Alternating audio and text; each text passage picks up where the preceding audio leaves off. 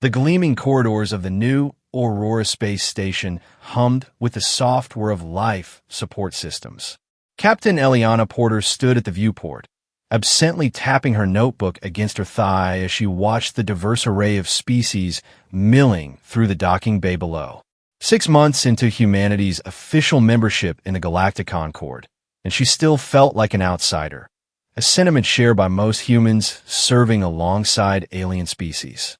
Captain, Lieutenant Raj Singh approached with his characteristic military precision. The briefing for Varus 3 begins in 20 minutes. Eliana nodded, tucking her notebook into her uniform pocket. How's our gear situation? Limited as usual.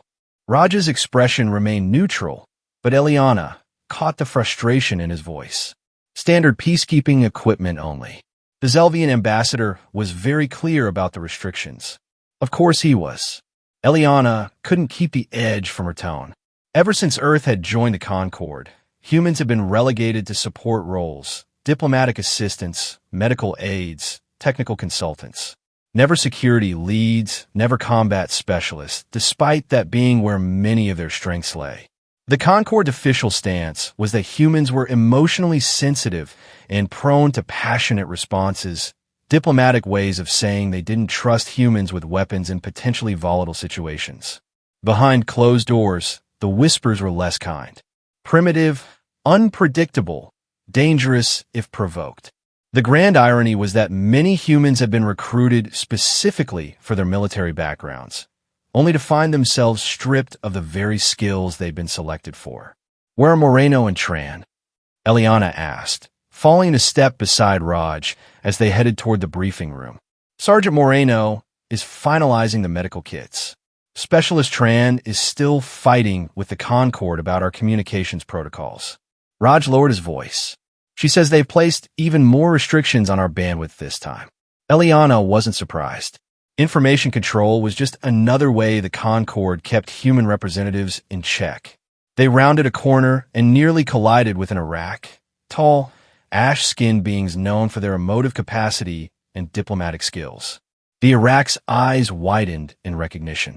Captain Porter, the Iraq said, its melodious voice conveying warmth.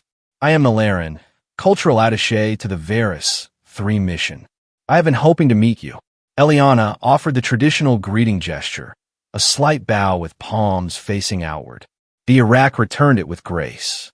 The rumors of your peacekeeping work on Earth have traveled far, Nalaran continued. I believe your perspective will be valuable on Varus 3. Thank you, but I'm merely part of the observation team, Eliana replied, the words bitter on her tone.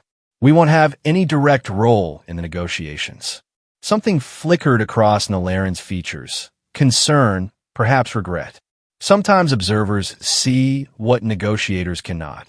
The Iraq said cryptically before nodding respectfully and continuing down the corridor. Raj waited until Nalaran was out of earshot. The Iraq have always been more accepting of humans than most. They understand emotional complexity, Eliana replied. They don't fear it the way others do. The briefing room was already half full when they arrived. Sergeant Camila Moreno waved them over to where she sat beside technical specialist Evelyn Tran. Evelyn's fingers danced across her datapad, her brow furrowed in concentration. Any luck with the comms? Eliana asked, sliding into a seat. Evelyn shook her head. They've locked us down tighter than a vacuum seal. We'll have basic emergency channels, and that's it. They don't want us reporting anything that doesn't fit their narrative, Camila said, her medical training evident in the precise way she arranged her notes. I've served in 3 conflict zones on Earth, and I've never been this restricted. Eliana was about to respond when the room fell silent. A delegation of Argur warriors filed in, their scaled bodies gleaming under the lights, movements disciplined and powerful. Behind them came a group of Zelvians, their slender forms draped in the formal attire of Concord diplomats. Leading the Zelvian delegation was Ambassador Thelev, known for his hardline stance on human integration. His gaze swept over the room, pausing briefly on the human contingent before dismissing them as inconsequential. Representatives of the Concord, Thelev began, his voice carrying the natural authority of his species. We gather to finalize preparations for the Varus 3 mining rights negotiations. The situation is delicate but manageable. He activated a holographic display showing a lush planet dominated by dense forests and mountain ranges. Varus 3 contains some of the richest deposits of quantum-stable elements in this sector. The native population has primitive claims to the land but lacks formal documentation recognized by Concord standards. Hyperion Corporation has submitted proper extraction proposals. Eliana felt a familiar tightness in her chest. She'd seen this scenario play out on Earth. Powerful interests manipulating legal technicalities to exploit resources at the expense of indigenous populations. Each delegation will have specific roles, Thelev continued. Arger security forces will maintain perimeter control. Zelvian diplomats will lead negotiations. Iraq representatives will provide cultural interpretation. His gaze flicked dismissively toward the humans. Earth observers will remain in designated areas and provide logistical support only. Raj stiffened beside her. Camilla's pen pressed so hard against her notebook that the tip snapped. Evelyn's fingers froze over her datapad. As the briefing continued, Eliana's unease grew. There was something off about the security protocols, the rushed timeline, the way certain questions were deflected. When they were finally dismissed, she hung back, watching the interactions between the Arger commander and Thelev. Captain, Camilla approached, concerned. You've got that look. What look? The one that says you're seeing trouble before it happens. Camilla had worked with Eliana during the Pan-Asian maritime dispute. She knew that expression well. Something's not right, Eliana admitted. The security arrangement is deliberately porous in key areas. The communication restrictions are excessive even by Concord standards. And did you notice how quickly they glossed over the local unrest section? You think someone's setting us up? I think someone's setting something up, Eliana corrected. And whatever it is, I have a feeling humans will make convenient scapegoats if things go wrong. As they left the briefing room, Eliana couldn't shake the sensation of being watched. The corridors of New Aurora suddenly felt less like a symbol of interstellar cooperation and more like a labyrinth of political machinations where humans were merely pawns in a game they didn't fully understand. The descent to Varus 3 was tense and silent. Their small transport shuttle broke through the cloud cover to reveal a landscape of stark contrasts. Pristine forests interrupted by ugly gashes where preliminary mining operations had begun. In the distance, a makeshift settlement served as the negotiation center, surrounded by temporary structures housing the various delegations. Beautiful planet, Camilla murmured as they approached the landing pad. For now, at least. Evelyn was focused on her scanner. I'm picking up a lot more security measures than they briefed us on. Weapons systems, energy barriers, surveillance nets. Official or unofficial? Raj asked. Both. Some registered to Arger security, others. She frowned. Unmarked. The shuttle landed with a gentle thud. When the door slid open, they were greeted by the humid air of Varus 3 and a waiting Zelvian assistant. Human contingent, the Zelvian said without preamble. You will be housed in Section E. The first negotiation session begins in 3 hours. You are permitted to observe from the designated gallery. With that, he turned and walked away, clearly expecting them to follow without question. The human quarters were Spartan and located at the farthest edge of the compound, a not-so-subtle reminder of their peripheral status. Eliana used the time to familiarize her team with the compound layout, identifying exit routes and potential security weaknesses. If something goes wrong, she told them, we meet at these coordinates. Comms might be compromised, so rely on direct contact or emergency protocols only. You really think we'll need an escape plan? Evelyn asked, though her expression showed she already knew the answer. I hope not, Eliana replied. But hope isn't a strategy. The negotiation chamber was an architectural marvel, a transparent dome that showcased the stunning landscape while filtering the harsh sunlight. Inside, delegates were arranged in concentric circles, with the Hyperion Corporation representatives and native Varus 3 elders positioned at the center. The humans were seated in the outermost ring, behind even the administrative staff. From their position, Eliana could observe the entire room. The Hyperion delegation was led by a confident Arger female whose scales shimmered with expensive augmentations. Behind her stood 4 security officers, all Arger, all armed well beyond what should have been permitted in a diplomatic setting. The native representatives were a diverse group. Varus, 3 had evolved 3 distinct sentient species that had long ago formed a unified society. Their speaker was tall and willowy with iridescent skin that seemed to reflect his emotional state. "We welcome the Concord's interest in fair mediation," the Varus speaker began, his translator rendering his complex tonal language into standard Concord speech. "But we must emphasize that the Crystal Valleys are not merely resources to be extracted. They are living cultural repositories containing the recorded history of our people." The Hyperion representative leaned forward. "Hyperion acknowledges the cultural significance. We propose setting aside 20% of the extraction area as a preserve zone. 20% of our history," the Varus speaker replied bitterly. "How generous." As the debate intensified, Eliana noticed several Iraq delegates shifting uncomfortably in their seats. Unlike their normally composed demeanor, they appeared agitated, exchanging quick glances and subtle gestures. Raj had noticed it too. "Something's making them nervous," he whispered. Eliana scanned the room again, this time looking beyond the delegates to the security personnel positioned at key points. The Arger guards were too alert, hands too close to their weapons. This wasn't standard protocol. This was combat readiness. She was about to signal Raj when a thunderous explosion shook the entire structure. The transparent dome trembled but held. Outside, a plume of smoke rose from the eastern perimeter of the compound. For one heartbeat, the room was frozen in shocked silence. Then chaos erupted. The Arger security team immediately surrounded the Hyperion delegation, weapons drawn. The native representatives were left exposed and vulnerable as fragments of debris rained down through a rupture in the dome. Without hesitation, Eliana was on her feet. "Moreno, medical assistance. Singh, secure an exit route.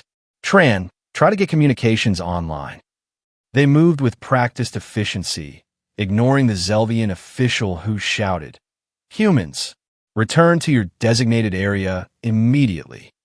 Outside the dome, the situation was deteriorating rapidly. What had begun as a single explosion had triggered a cascade of security responses. Arger troops were converging on the blast site, but they were treating everyone, diplomats, staff, even injured natives, as potential threats.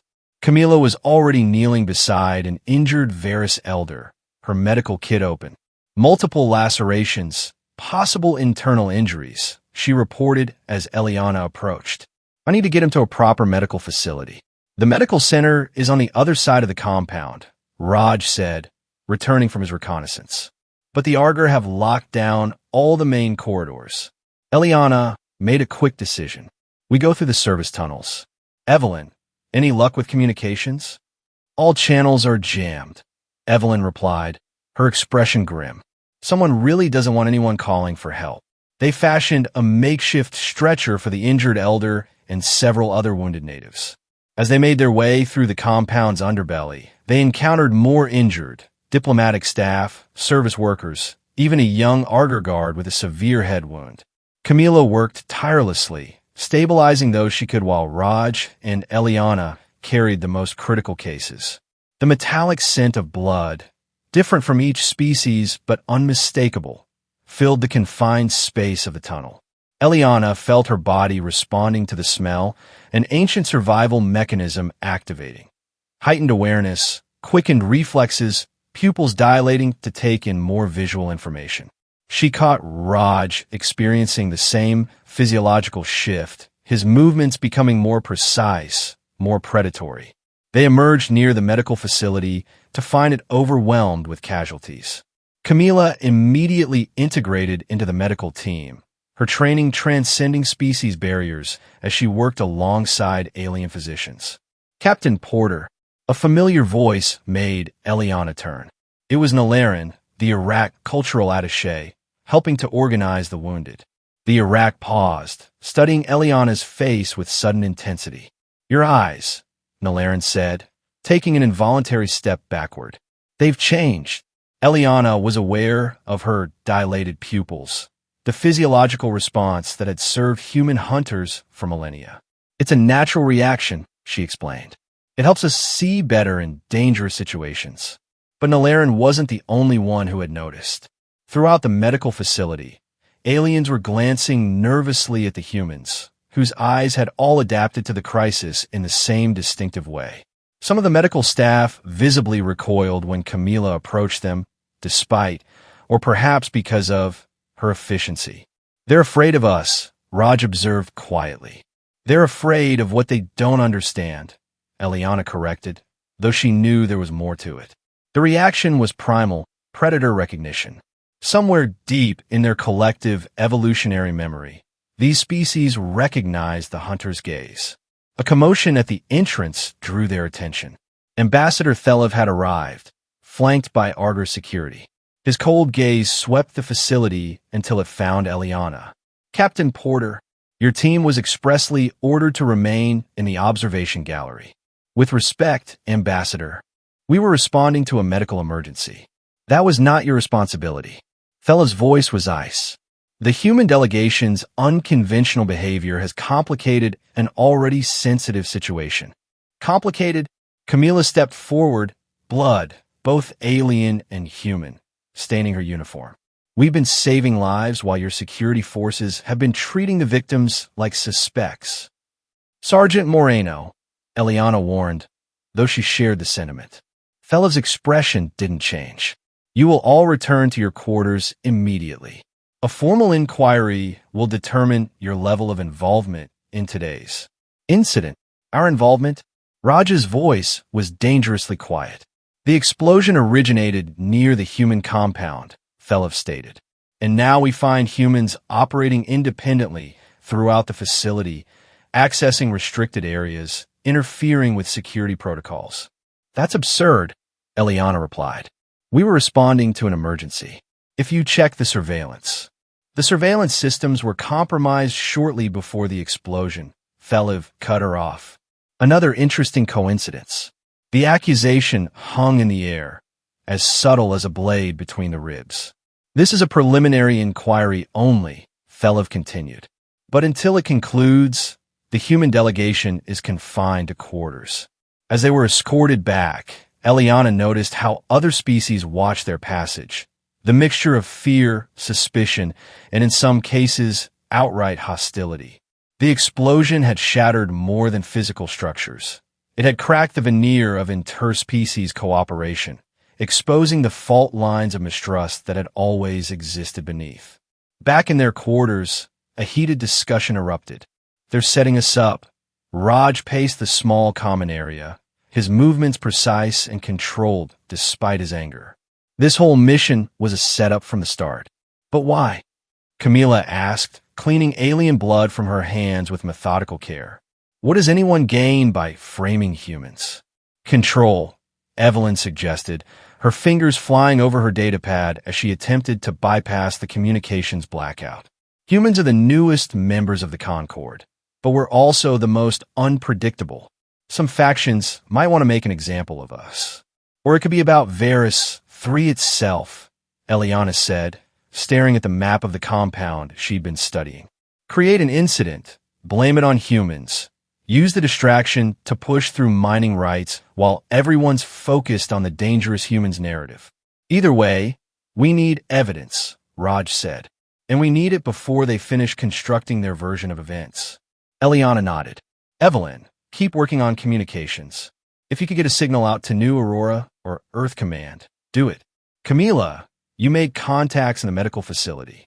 See if you can get back there, officially or unofficially, and gather information from the injured. And us?" Raj asked. Eliana's expression was grim. "We're going to the explosion site. If someone planted evidence against us, they might have left evidence of their own." Getting out of their quarters proved surprisingly easy. Too easy, Eliana thought. Either security was stretched thin dealing with the aftermath, or someone wanted them to break confinement, adding to their list of violations. They moved carefully through the darkened compound, using service corridors and maintenance shafts to avoid the main security patrols.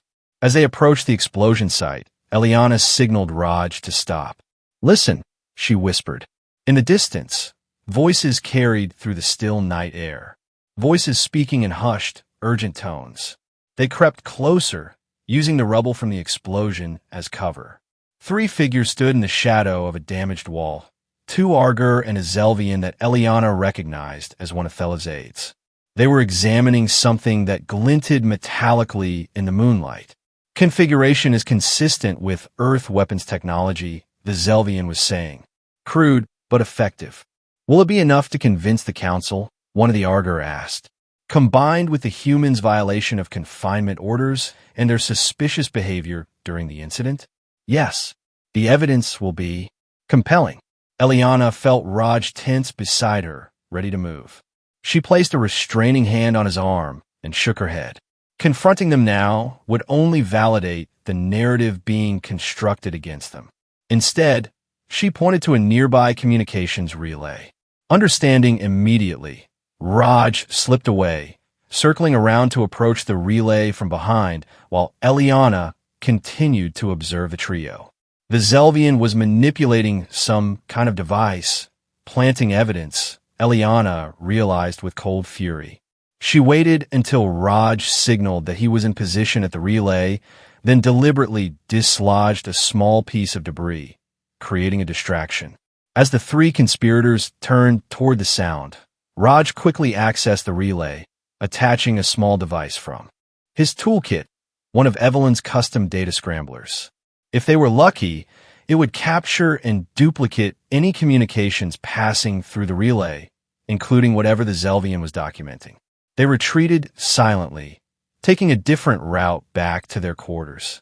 Once safely inside, Raj transferred the data from his device to Evelyn's more sophisticated systems.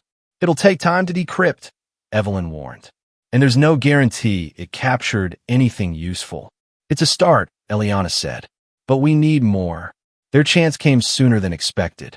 Shortly before dawn, an alert sounded throughout the compound. Not an alarm, but a summons. All delegation leaders were called to an emergency session. "They're moving faster than we anticipated," Eliana said, quickly donning her uniform. "Raj, you're with me. Camila, make your way to the medical facility. Evelyn, keep working on the data and try to establish communications," Evelyn finished.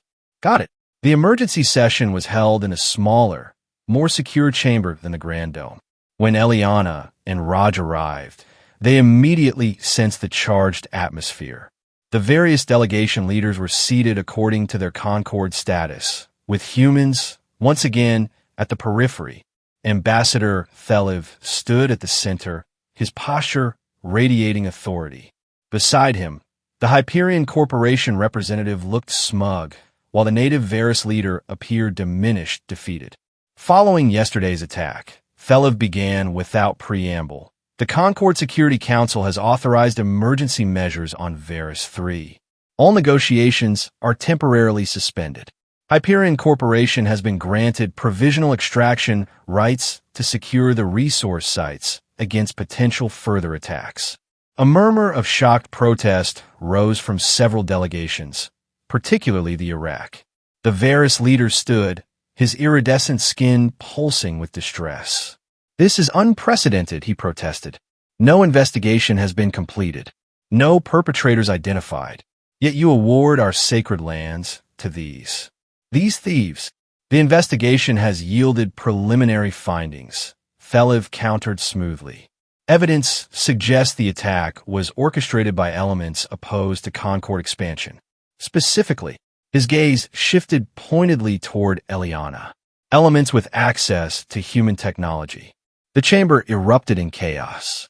Accusations flew, denials were shouted, alliances fractured along species lines.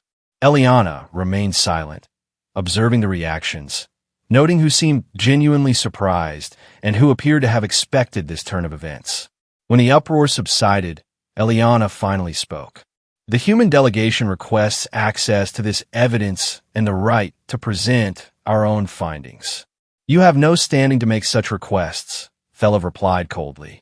Indeed, your presence here is now considered a courtesy given the serious nature of the allegations. Allegations aren't evidence, Eliana countered, and convenient accusations don't constitute justice. The room grew tense. Several Arger security officers moved closer to Eliana and Raj, hands resting on their weapons.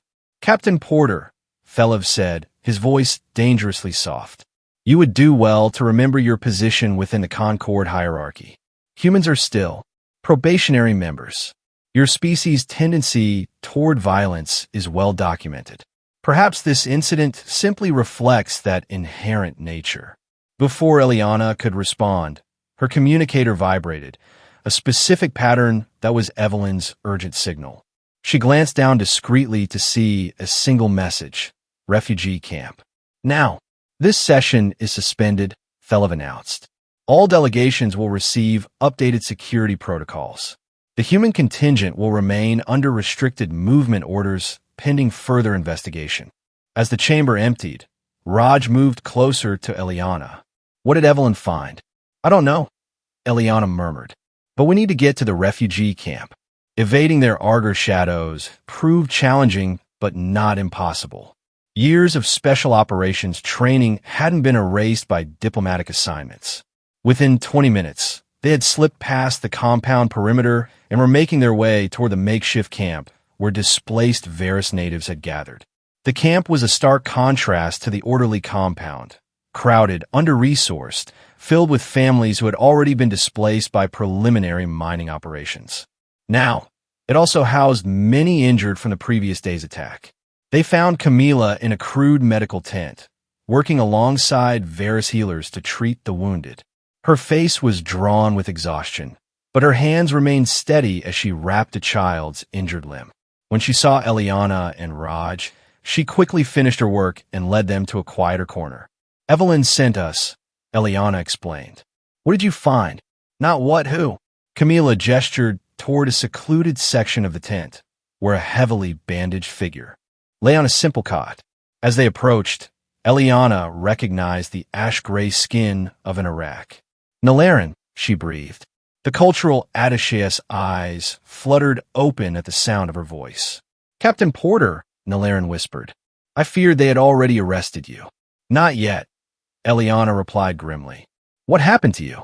I discovered communications between Thelov's office and off-world entities, not official Concord channels. Nalaran winced as a wave of pain passed through their injured body. They spoke of a staged incident to accelerate the extraction timetable. When I confronted Thelov, his security team, the Iraq gestured weakly at their injuries. They left you for dead, Camila supplied. I found them during a supply run to the camp.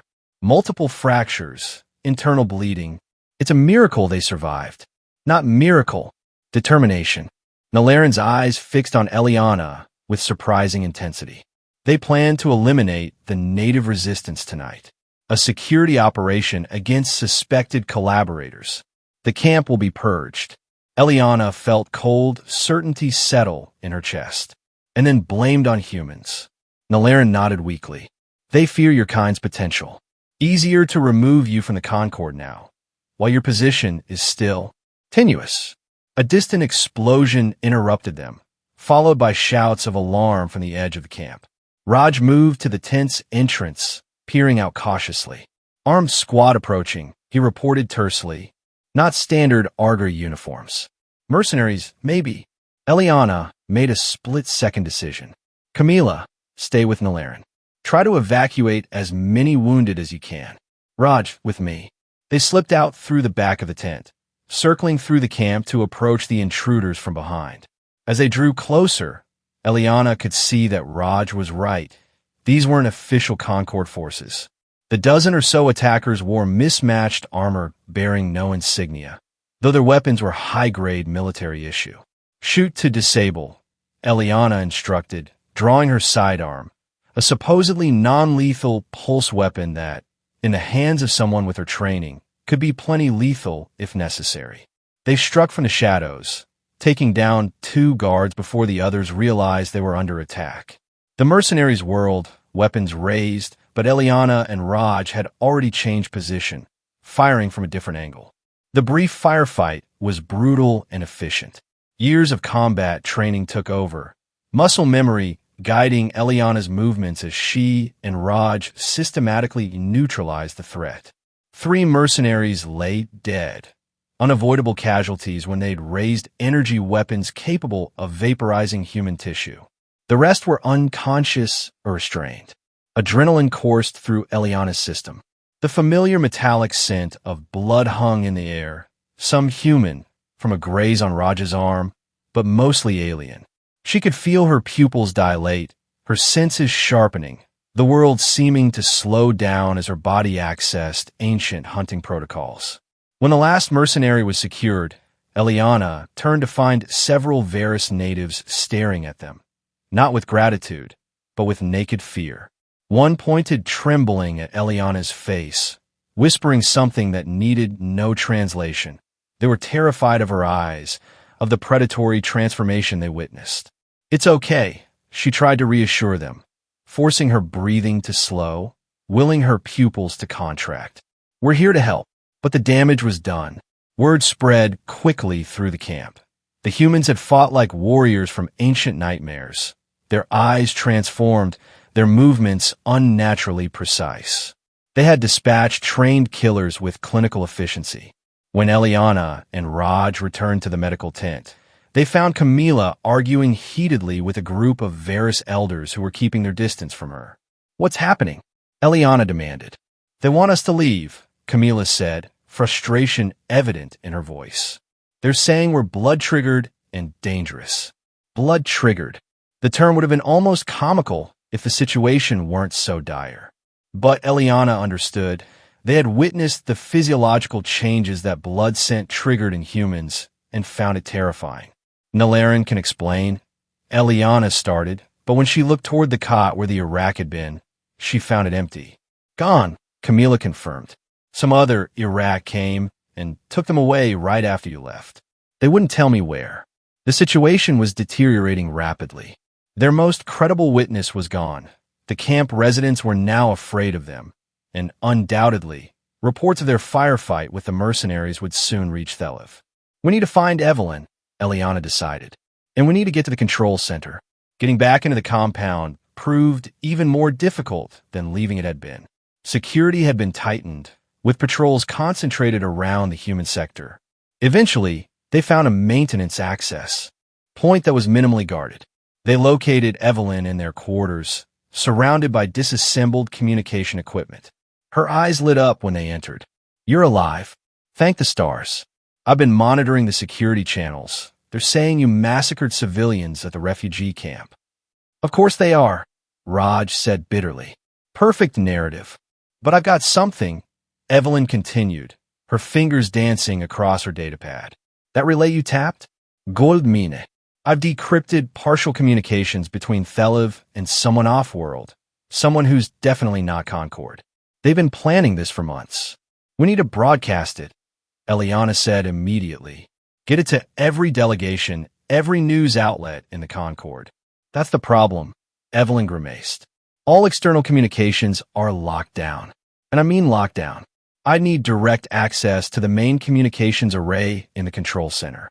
The control center, the most heavily guarded facility in the compound, especially now. What about internal communications?" Raj asked. "Could you broadcast to everyone within the compound?" Evelyn considered this. "Maybe if I could access a primary node. There's one in the central security hub, which will also be heavily guarded," Camila pointed out. "But less so than the control center," Eliana countered. "And we don't need to convert the entire Concord right now. We just need to create enough doubt to stop whatever operation they're planning against the refugee camp." They quickly formulated a plan. Camila would return to the medical facility, where she could monitor communication channels and potentially create a diversion if needed. Raj, Eliana, and Evelyn would infiltrate the security hub. As they prepared to leave, Eliana took a moment to check her weapon. the standard-issue pulse pistol that was supposed to represent the limits of human defensive capability in the Concorde. She thought of how easily she and Raj had dispatched the mercenaries, how quickly they had accessed combat skills that the Concorde pretended they didn't possess. Perhaps it wasn't just human passion or emotion that the other species feared. Perhaps it was the efficiency with which humans could channel those emotions into lethal action. The compound was in lockdown, but emergency protocols had created predictable patrol patterns. They used these to their advantage, timing their movements between security sweeps. When they reached the central corridor leading to the security hub, however, they found it heavily guarded by Arger troops. 6 guards, fully armed, Raj whispered. No way to slip past. Eliana studied the situation. We need a distraction. As if on cue, the lights throughout the corridor flickered, then dimmed to emergency levels. Alarms began blaring from the opposite direction. The Arger guards hesitated. Then 4 of them moved toward the apparent emergency, leaving just 2 at the security hub entrance. Camila, Evelyn said with a grin. Has to be. Dealing with the remaining guards required precision rather than force. Eliana approached openly, appearing disoriented, claiming to be looking for Ambassador Thelev with urgent information about the attack. While the guards were focused on her, Raj circled behind them and applied pressure to specific nerve points, a technique effective against most scaled species. They collapsed without raising an alarm. Inside the security hub, Evelyn immediately set to work on the communication system while Eliana and Raj secured the room. How long? Eliana asked, watching the door.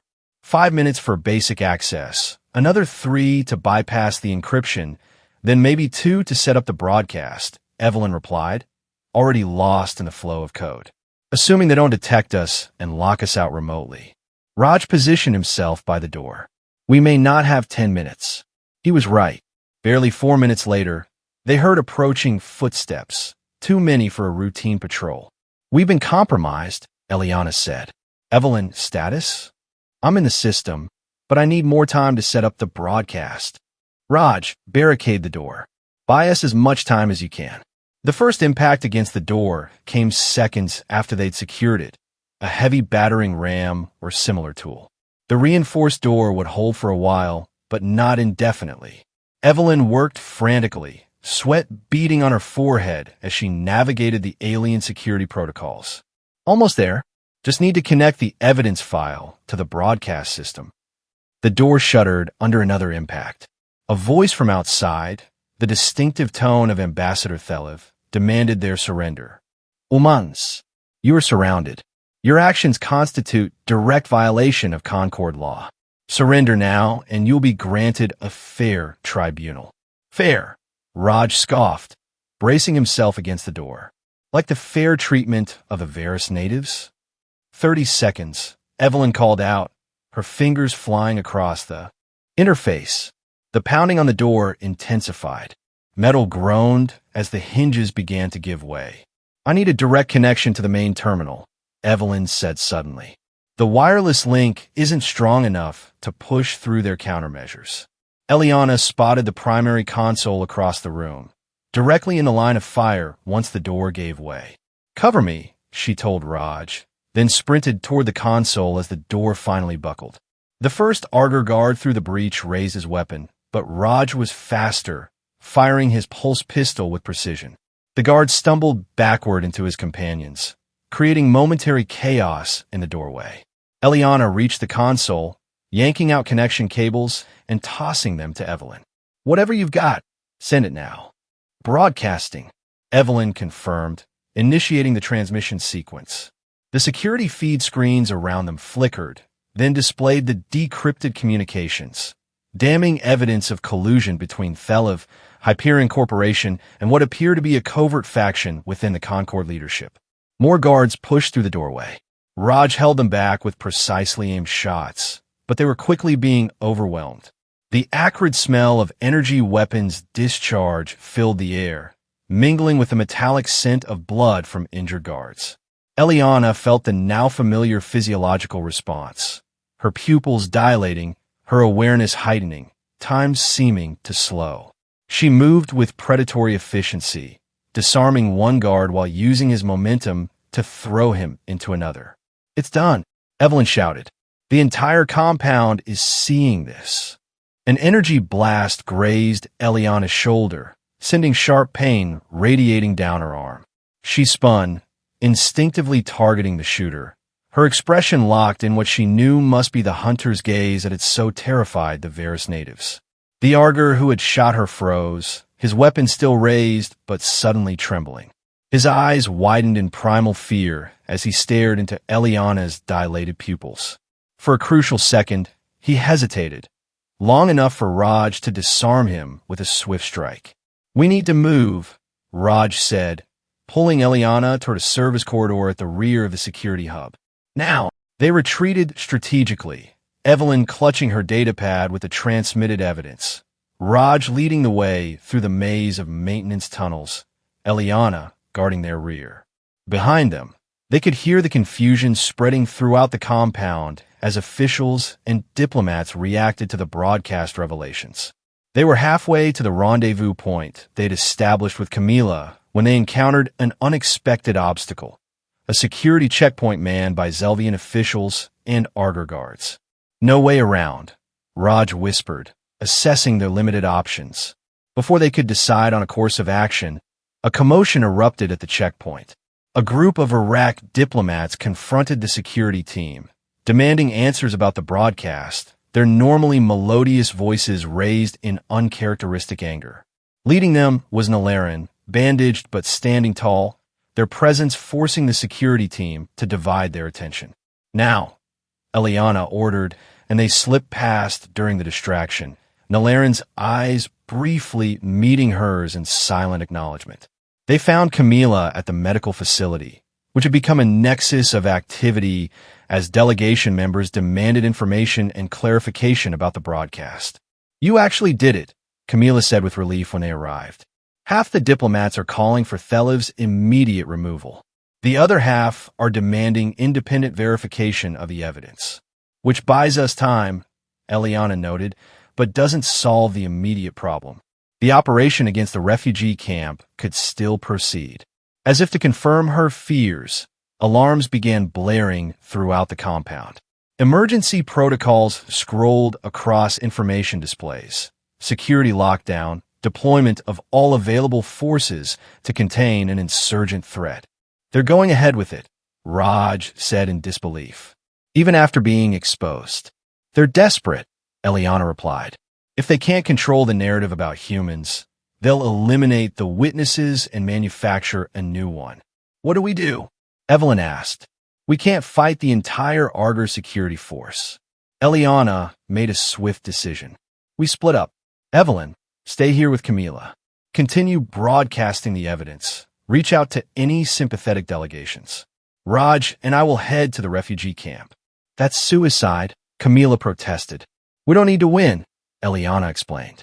"We just need to stall until the truth spreads far enough that they can't bury it." The journey to the refugee camp was a nightmarish gauntlet. They avoided main routes, using their knowledge of the compound structure to stay ahead of security patrols. When confrontation was unavoidable, they employed non-lethal tactics, a choice that more than once saved them when they encountered not enemies, but allies. Iraq assistants helping Varus natives escape, a young Arger officer who had seen the broadcast and refused to participate in the operation. By the time they reached the camp's perimeter, the situation had deteriorated into chaos. A squadron of unmarked combat vehicles surrounded the northern edge, while mercenaries in nondescript armor herded terrified natives toward the center. "They're setting up for a massacre," Raj said grimly. "Make it look like an internal conflict, then blame human agitators." Eliana surveyed the scene, calculating odds and options. They were outnumbered at least 20-1, with limited ammunition and no heavy weapons. "We can't take them head on," she admitted. "But we can disrupt their operation, create confusion, buy time for evacuations." They separated, Raj circling to the east while Eliana approached from the west. Using the cover of darkness and the chaos of the camp, she managed to reach the first combat vehicle undetected. A quick examination confirmed her suspicion. These were not standard Concorde vehicles, but private military equipment, likely supplied by Hyperion or its allies. She disabled the vehicle's weapons systems and communications array before moving to the next. By the third vehicle, however, her presence had been detected. Energy fire lanced through the darkness, forcing her to take cover behind a storage container. The mercenaries converged on her position, their movements betraying professional military training. Eliana counted at least 8 advancing in coordinated formation. Her pulse pistol would be insufficient against so many. Then a flash of movement caught her attention. Raj, positioning himself on a rooftop overlooking the mercenaries. He signaled silently, 3, 2, 1. He opened fire from above, while Eliana struck from behind cover. The mercenaries, caught in the crossfire, scattered for protection, their coordinated advance dissolving into individual survival responses. In the confusion, Varus natives began fleeing the containment area, assisted by several Iraq who had apparently followed them from the compound. The operation was unraveling. Eliana used the distraction to advance, targeting the mercenary commander, a hulking augur with distinctive battle scars across his scales. As she closed in, he sensed her approach and whirled to face her, energy rifle raised. "Human," he growled, recognition flaring in his eyes. "The troublemaker." "The witness," Eliana corrected, her pistol steady despite exhaustion. "Stand down. Your operation is compromised." The commander laughed harshly. "One human with a toy weapon? I think not." He fired, but Eliana had anticipated the move, diving sideways as energy scorched the air where she had stood. She rolled to her feet and charged, closing distance before he could adjust his aim. The fight that followed was brutal and swift. The augur had size and strength, but Eliana had speed and, more importantly, experience fighting larger opponents. She targeted vulnerable joints, evaded powerful but predictable strikes, and gradually wore him down. When the commander stumbled after a particularly vicious counter to his knee joint, Eliana pressed her advantage. A precision strike to a nerve cluster below his jaw sent him crashing to the ground, unconscious but alive. She stood over him, breathing heavily, aware that the fighting around them had diminished. Looking up, she saw mercenaries retreating, confusion evident in their disorganized withdrawal. Raj approached, favoring his left leg, but otherwise intact. "Something's happening." They received some kind of communication and started pulling back. Before Eliana could respond, a new sound filled the air, the distinctive hum of Concorde official shuttles. 3 sleek vessels descended toward the camp, bearing the insignia of the Concorde Security Council. "Reinforcements?" Raj asked, raising his weapon. "Or investigators?" Eliana suggested, watching as the shuttles landed and their doors opened to reveal not Augur security forces, but a mixed delegation of species, including humans in Concorde diplomatic uniform. The lead figure, a stern-looking human woman with commander insignia, strode directly toward Eliana. "Captain Porter, I'm Commander Reyes, Earth Diplomatic Security. We received your evidence transmission. The Concorde Security Council has authorized immediate intervention." Relief washed over Eliana, though she maintained her professional composure. "The operation against the camp is terminated," Reyes confirmed. "Ambassador Thelev and several Hyperion executives are already in custody. We're here to secure the site and ensure the safety of all parties." As the diplomatic security forces spread throughout the camp, establishing order and providing aid, Eliana finally allowed herself to relax slightly. She noticed several of the officials, both human and alien, casting curious, wary glances at her and Raj. "They've heard about us," she surmised, "about our response to combat. The pupil dilation," Raj nodded. "It'll be in every report." "Let it be," Eliana said, watching as medics attended to injured natives. Maybe it's time they understood what humans really are, not just what they fear we might be. The aftermath unfolded with surprising swiftness. Within hours, Concorde peacekeepers had secured the entire compound. Camila and Evelyn rejoined them, bringing news that the broadcast had reached not only the local delegations, but also the Central Concord governing bodies. Emergency sessions have been called to address both the Varus 3 situation and the broader implications of the conspiracy. 2 days later, they were recalled to the Concord Central Station, a massive orbital facility where the highest levels of interstellar governance took place. The journey was tense, filled with debriefings and medical examinations. Eliana noted the scientific interest with which several alien physicians documented their physiological responses, particularly the pupillary reaction to stress and combat situations. Upon arrival, they were immediately escorted to the Grand Chamber, an intimidating space where representatives from hundreds of species gathered in concentric rings around a central speaking platform. As they entered, conversations hushed and all eyes turned toward them. The Concord High Arbiter, a venerable Zelvian known for impartiality, gestured them forward. Captain Eliana Porter and team, you stand before the assembled Concord to provide testimony regarding the events on Varus 3. Be aware that your statements will be entered into permanent record. Eliana stepped onto the platform, aware of the scrutiny from all sides.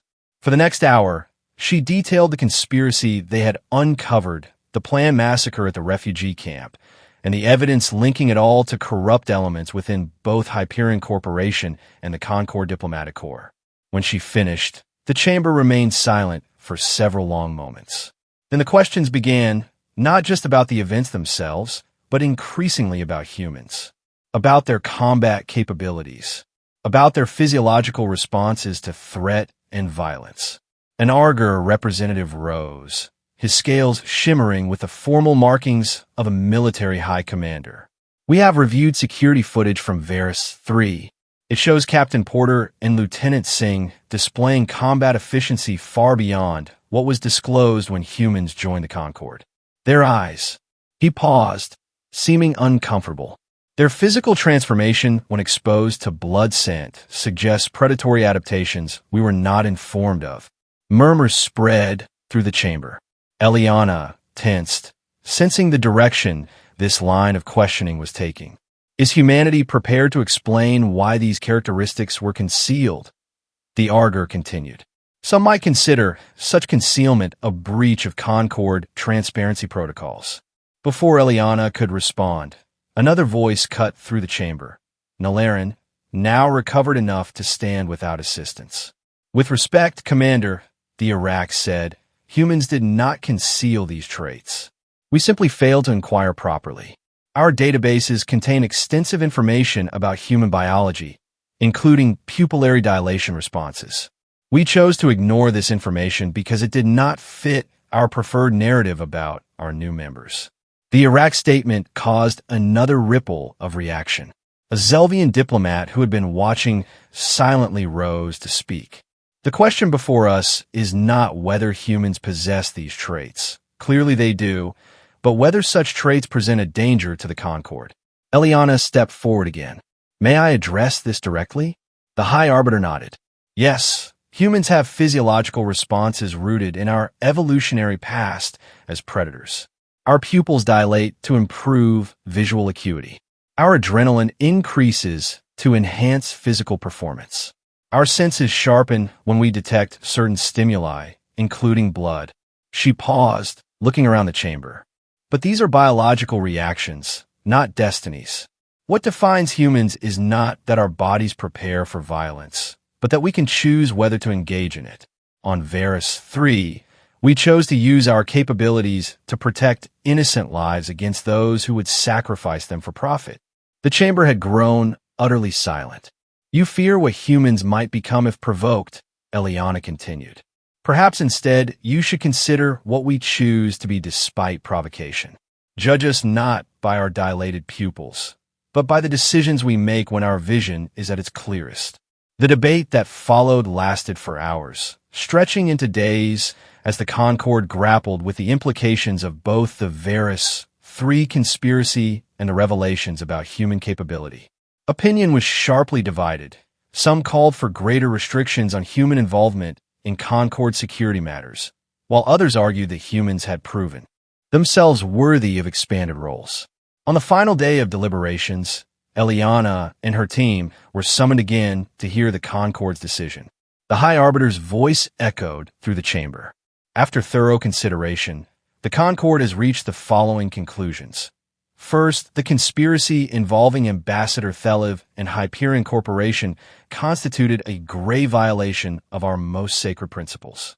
All involved parties will face appropriate consequences. He paused, his gaze sweeping over the assembled representatives. Second, regarding human involvement in Concord security operations, we acknowledge that our previous restrictions were based more on prejudice than prudence. The actions of Captain Porter and her team, while technically violations of protocol, ultimately serve the cause of justice and save countless lives. Another pause, longer this time. Therefore, the Concord hereby establishes a new interspecies security task force, authorized to respond to situations that threaten Concord peace.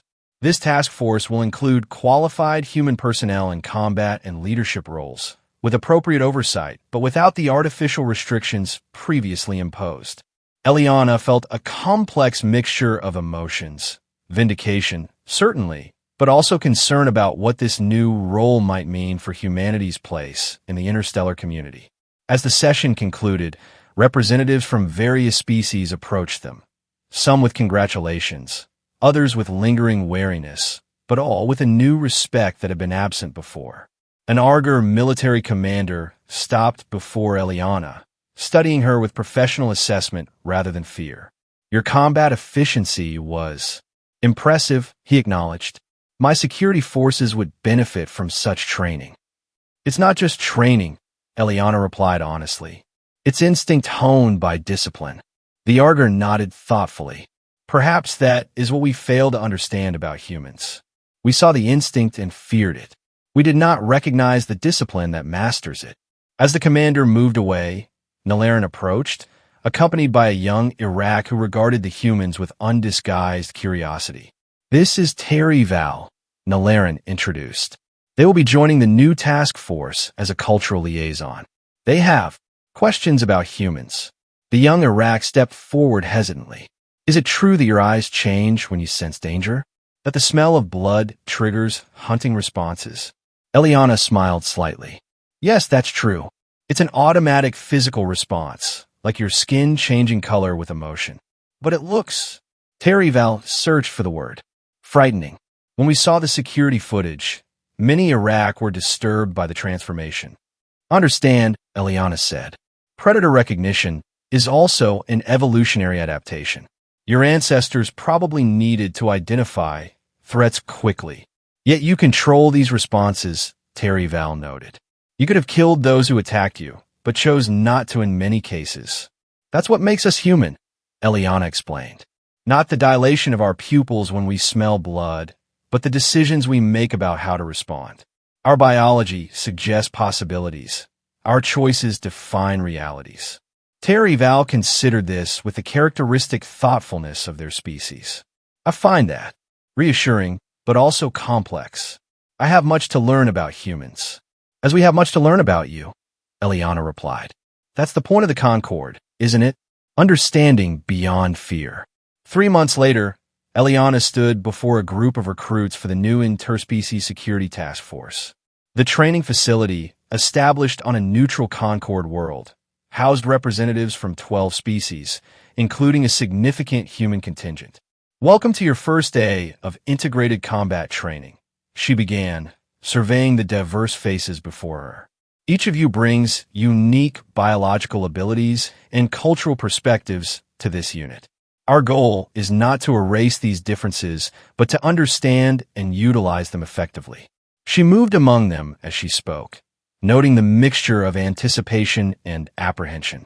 Some of you have heard stories about what happened on Varus 3, about humans and how they respond to combat situations. Today, we're going to address those stories directly. With a gesture, she activated a training simulation. Holographic targets appeared throughout the room, some hostile, others civilian. In any crisis situation, your body will react according to your species' evolutionary programming. Humans, Pupils, Dilated. Arger scales flush with blood to harden against impact. Iraq's skin changes to match surroundings. These are automatic responses. She paused, making eye contact with each recruit. But what happens next is choice. The measure of an effective security officer is not the absence of instinctive response, but the quality of the decisions made while experiencing it. A young Arger recruit raised a hand. Captain Porter, with respect, isn't it dangerous to have species with predatory adaptations in crisis response roles? The footage from Varys 3 showed humans becoming different when exposed to combat conditions. A fair question, Eliana acknowledged. Let me ask you this. Would you prefer security forces who don't recognize danger until it's too late, or those who sense it early but have the training to respond appropriately? The Arger seemed to consider this. Every species has evolutionary adaptations, Eliana continued. Some are more visible than others. The key is understanding them, both our own and those of our teammates. She gestured to Raj, who had joined her as a training officer. Lieutenant Singh will now demonstrate some human physiological responses to threat scenarios. Not to frighten you, but to familiarize you. Knowledge replaces fear with understanding. Over the following weeks, the training program progressed from basic familiarization to integrated combat exercises. Initially, there was tension, species who had never worked closely together discovering unsettling differences in how they perceived and responded to threats. The breakthrough came during a particularly challenging simulation involving a hostage scenario. A mixed team of human, Arger, Iraq, and Zelvian trainees found themselves pinned down by simulated hostiles, with civilian holograms at risk. When the simulation introduced the scent of blood, a controversial addition Eliana had insisted on, the human team members experienced the now familiar physiological response. Their pupils dilated, their movements became more precise, their focus intensified. But instead of creating fear among their alien teammates, the response was integrated into their strategy. The Arger positioned themselves to provide cover while the humans, with their enhanced visual acuity, identified threat patterns. The Iraq used their empathic abilities to identify civilians in distress, while the Zelvians coordinated communication between subteams. When the simulation ended successfully, there was a moment of shared recognition. They had not succeeded despite their differences, but because of them. In the debriefing session afterward, the Zelvian trainee addressed what many had been thinking. I'd always been taught that predatory adaptations were primitive evolutionary holdovers, best suppressed in advanced societies. But today I saw how they can be channeled constructively. It was educational. That's the essence of the Concord at its best, Eliana replied. Not pretending our differences don't exist, but finding strength in how they complement each other. As the program continued to evolve, word of its success spread throughout the Concord. Diplomatic delegations sometimes observed training sessions, curious about this new approach to interspecies cooperation. Not all were convinced. Some still regarded humans with suspicion, particularly those who had been allies of the disgraced Ambassador Thelev. One evening, after a particularly grueling training day, Eliana found Nalarin waiting in her office. The Iraq cultural attaché had become a frequent visitor, helping to navigate the complex cultural dynamics of the diverse training cohort. You've accomplished something remarkable here, Nalarin observed. 6 months ago, the sight of a human's pupils dilating at the smell of blood caused panic among other species. Now your trainees deliberately trigger the response in tactical exercises. Understanding replaces fear, Eliana said, echoing her own training mantra. But I know not everyone in the Concord shares this perspective. No, Nalarin agreed. There are still those who believe humans are too unpredictable, too potentially violent to be trusted with security roles. But they are increasingly in the minority. Nalarin handed her a data tablet containing new Concord directives. The Security Council has approved expanded deployment parameters for your task force. You're no longer restricted to observation roles. Eliana scanned the document with measured satisfaction. It represented a significant victory, not just for her team or even for humanity, but for the principle that diversity of capability strengthened rather than weaken collective security. There is something else, Nalaran added. A rather unusual request from the Varus native representatives. They have asked specifically for human security personnel to oversee the new mining treaty negotiations. Eliana looked up in surprise. The same people who were terrified of us after the incident. The very same, Nalaran confirmed with a subtle color shift that indicated amusement in Iraq. It seems they've reconsidered their position. In their words, we prefer protectors who show their nature honestly to those who hide their intentions behind diplomatic smiles. The implication was clear. They had come to see human physiological responses, not as frightening aberrations, but as transparent indicators of commitment and readiness to act. Will you accept the assignment? Nalaran asked. Eliana thought of how far they had come, from marginalized observers to requested protectors, from feared predators to valued allies. Yes, she decided, but with one condition. Our team includes Argur, Iraq, and Zelvia members. If we're going to represent the new Concord approach to security, let's demonstrate it fully. Nalaran's skin rippled with approval. I anticipated you might say that. The arrangements have already been made. As the Iraq turned to leave, they paused at the door. A curious thing, Captain Porter. When humans first joined the Concord, many species feared what might happen when your kind was exposed to violence. They imagined uncontrollable aggression, primal savagery. And instead, when faced with blood and battle, you showed something more complex, the capacity to access ancient instincts while making modern ethical choices.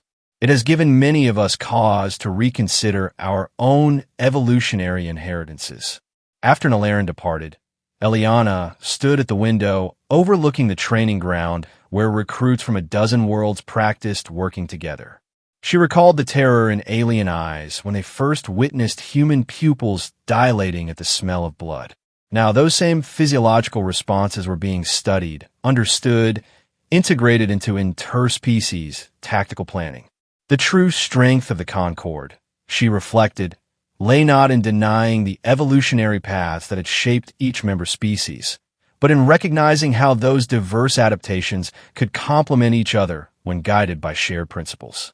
Humans would always carry the physiological markers of their predatory past, pupils that dilated at the scent of blood, adrenaline that sharpened reflexes in the face of danger. These were not flaws to be hidden or condemned, but adaptations to be acknowledged and directed.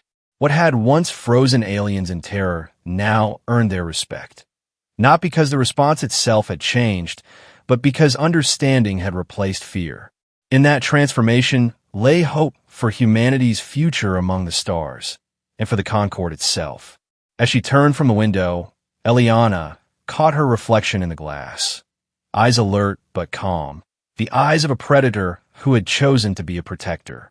Some things evolution had determined, but what they meant, that was a choice renewed with every decision, every day, every mission. And in that choice lay the true measure of humanity's contribution to the stars.